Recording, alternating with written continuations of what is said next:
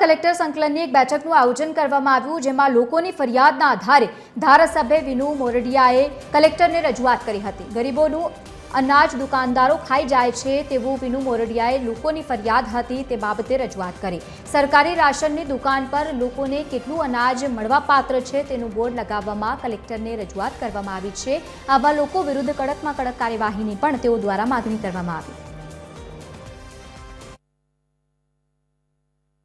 Collector કચેરી ખાતે આજે સંકલનની બેઠકનું આયોજન કરવામાં આવ્યું હતું। તેમાં આજે તમામ ધારાસભ્યો જે છે તેમના વિસ્તારની ક્યાંય ને ક્યાંય જે તેમના પ્રશ્નો હોય છે તે પ્રશ્નો રજૂ કરતા હોય છે। ત્યારે કતારગામ વિધાનસભાના ધારાસભ્ય વિનોદ મોરડિયા છે તેમના વિસ્તારમાં ક્યાંય ને ક્યાંય જે સરકારી અનાજની દુકાનો છે તેમાં ક્યાંય ને ક્યાંય અનાજ બરોબર મળતું નથી એ પ્રકારની ફરિયાદ હતી। સાહેબ, શું કહેશો, જે પ્રકારની આખી ફરિયાદ તમને મળી હતી કઈ રીતે હતી? એક બે ગ્રાહકોએ મહિના પહેલા મારી પાસે રજૂઆત કરી હતી કે અમને થંપ લઈ લે છે અને મળવાપાત્ર અનાજ કરતાં ઓછું આપે છે।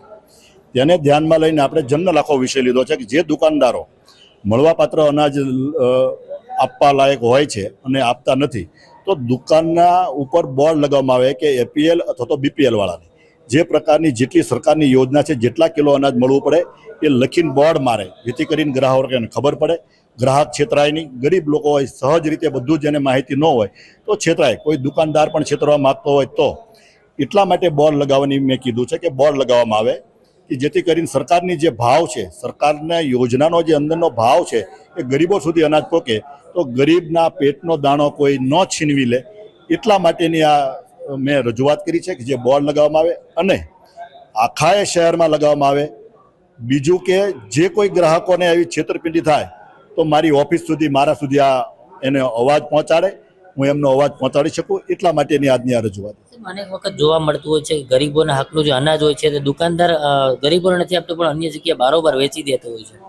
એ સ્વાભાવિક છે કે એ અનાજની કાંઈ ને કાંઈ ચોરી કરતો હોય, આવી રીતે કોઈ જે બચાવ કરતો હોય તો એ પાછળથી વેચવા માટે જ કરતો હોય અને એટલા જ માટે આપણો હેતુ છે કે ગરીબોનું અનાજ ગરીબો સુધી પહોંચે, એટલા માટે બોર્ડ પણ મારવામાં આવે, એની સામે ધ્યાન રાખવામાં આવે, કલેક્ટર કચેરી દ્વારા ધ્યાન રાખવામાં આવે કે ક્યાંય પણ એની છેતરપિંડી ન થાય અને એના માટે માધ્યમ અમે ચૂંટાયેલા એક પ્રતિનિધિ તરીકે અમારે માધ્યમ બનવાનું હોય છે।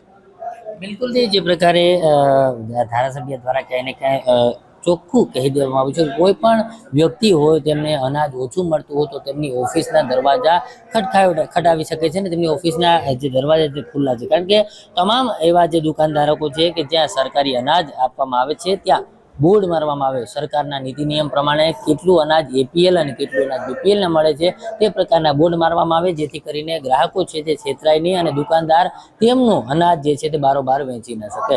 કેમેરામેન જયેશ મિસ્ત્રી સાથે દિવેશ પરમાર, TV30 ન્યૂઝ, સુરત।